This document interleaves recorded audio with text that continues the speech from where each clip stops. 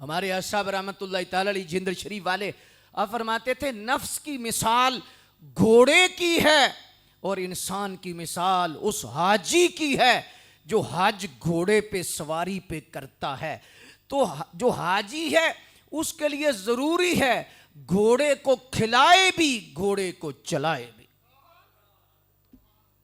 अगर ज्यादा खिलाएगा तो घोड़ा सुस्ती का शिकार हो जाएगा और घोड़ा जो है वो आगे सफर जारी नहीं रखेगा और सफर कर नहीं सकेगा। इसलिए उसे इतना खिलाना है कि आपको ऊपर बैठने भी दे और आपका सफर भी खोटा ना करे।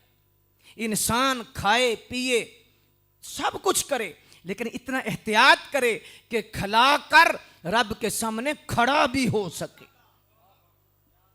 खाया और फिर जिक्र भी किया कि नफ्स की पाकीज़गी अगर आपका मुकद्दर बन गई तो फिर दोनों जहानों में वारे न्यारे हो जाए।